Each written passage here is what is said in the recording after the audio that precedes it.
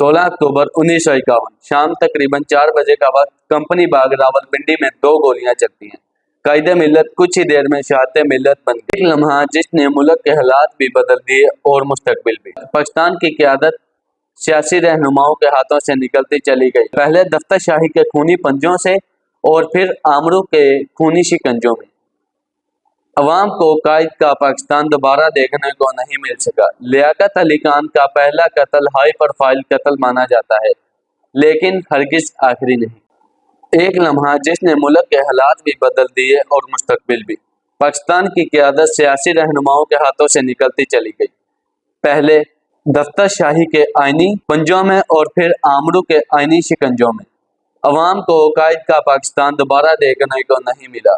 लियाकत अली खान का कत्ल पाकिस्तान की तहरीक में पहला हाई प्रोफाइल कत्ल माना जाता है, लेकिन आखिरी हरगिज नहीं। पाकिस्तान में हाई प्रोफाइल सियासी कत्ल की तरीक को कुछ लोग आज भी कायद आज़म मोहम्मद अली जिन्ना से जा मिलाते हैं।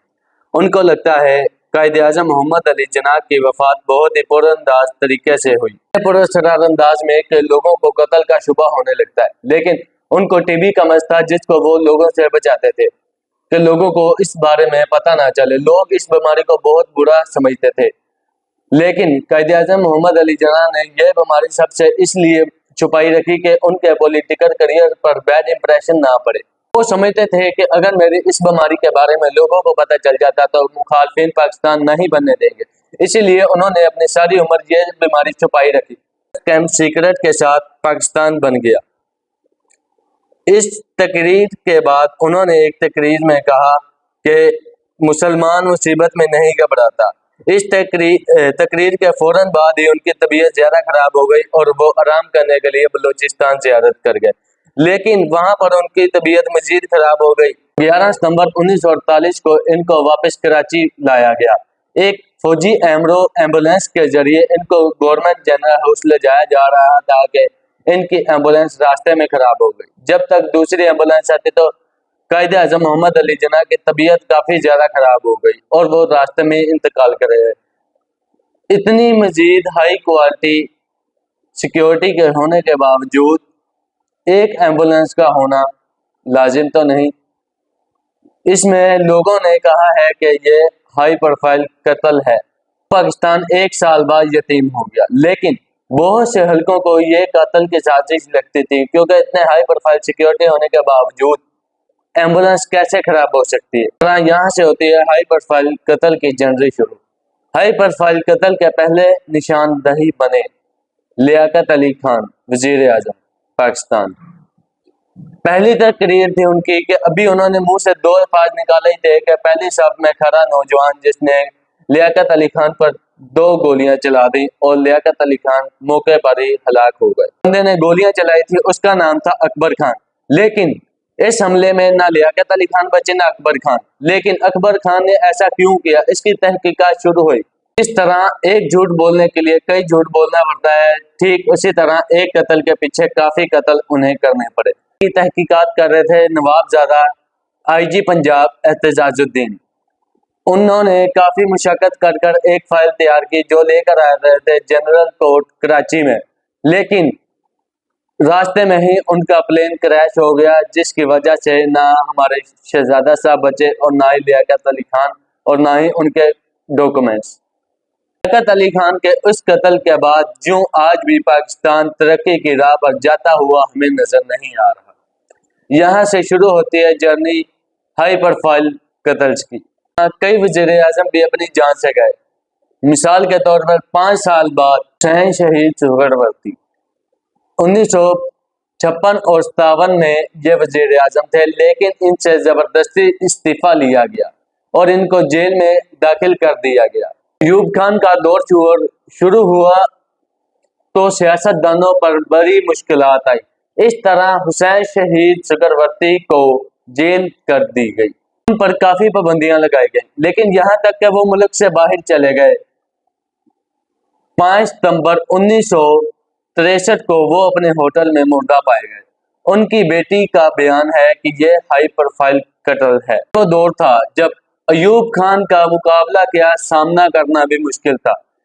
اس وقت ملک کو ایسے لیڈر کی ضرورت تھی جو کہ ہمت والا ہو اور ان کا مقابلہ کر سکے، تو ہمارے فاطمہ جناح کے علاوہ ایسا کوئی نہیں کر سکتا تھا۔ فاطمہ جناح نے قائد اعظم محمد علی جناح کے جانے کے بعد بہت سی مشکلات کا سامنا کرنا پڑا، یہاں تک کہ ان پر الزام بھی بہت سارے لگائے گئے کہ وہ بیرونی ملک کے کانٹیکٹ کرتی ہیں، دہشت گردی تک کے الزام انہوں نے سنبھالے، لیکن ان پر اس بات کا کوئی اثر نہ ہوا کیونکہ وہ اپنے گول کی طرف فوکس کر رہی تھی اور وہ کچھ کر دکھانا چاہتی تھی اپنے ملک کے لیے۔ ان کی کتابیں سینسر ہوئی اور ان کو ریڈیو پر بولنے پر بھی منع کیا گیا، لیکن وہ مشقت کرتی رہی اور پیچھے نہ ہٹی۔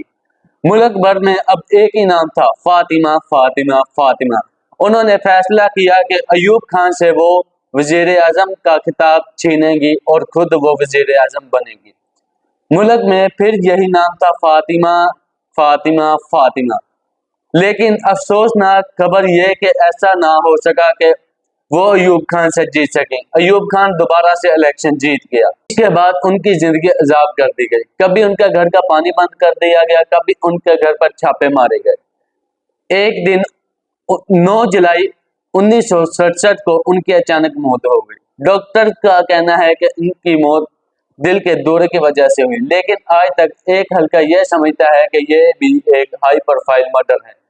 ان کی آج تک پولیس رپورٹ کبھی باہر نہیں آئی، حالانکہ یہ بنوائی گئی تھی۔ ان کے بھانجے بھتیجوں کو بھی یہی لگا تھا کہ یہ ایک ہائی پروفائل مرڈر ہے، اور انہوں نے یہ تسلیم بھی نہیں کیا تھا کہ یہ دل کے دورے کی وجہ سے موت ہوئی ہے۔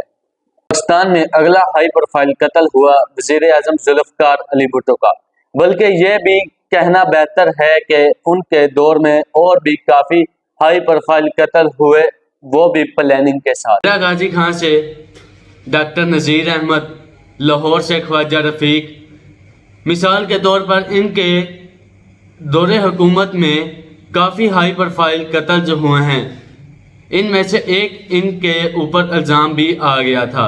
محمد احمد خان قصوری کا قتل کا الزام لیاقت علی خان کے اوپر آ جاتا ہے اور کورٹ ان کو پھانسی کی سزا دیتی ہے۔